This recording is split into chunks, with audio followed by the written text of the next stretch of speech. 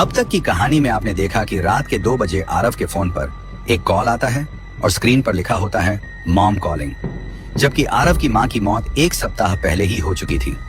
अचानक दरवाजे पर किसी के आने की आवाज आती है और कोई आरव को लेने आता है, लेकिन उसी समय फोन पर वो महिला की आवाज आती है, भागो आरव, वो इंसान नहीं है।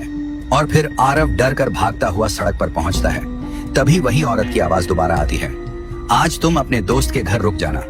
अगर आपने पिछली कहानी नहीं देखी तो जाकर देख लो। और अब शुरू होती है आगे की कहानी। आरव बहुत डर गया था। इतने में अचानक एक रिक्शा वाला आता हुआ दिखा।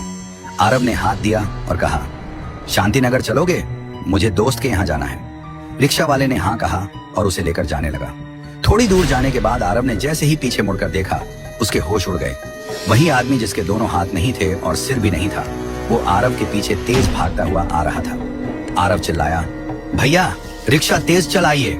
रिक्शा वाले ने तुरंत स्पीड बढ़ाई और कुछ देर बाद आरव को एक पुराने से घर के सामने उतार दिया। आरव गुस्से में बोला, ये कहाँ ले आए? मैंने कहा था मुझे दोस्त के घर जाना है। लेकिन रिक्शा वाला बोला, आरव तुम यहाँ सुरक्षित हो। और फिर कहा, जो कॉल तुम्हें बार बार आ रहा था वो कोई और नहीं, तुम्हारी माँ ही थी।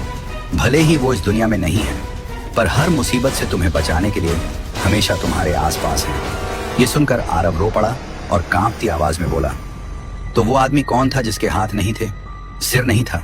रिक्शा वाला धीमी आवाज में बोला, ये बात तुम्हें कल पता चल जाएगी, फिलहाल आज की रात यहीं रुक जाओ। और ये बोलकर वो रिक्शा वाला अचानक रोशनी बनकर गायब हो गया।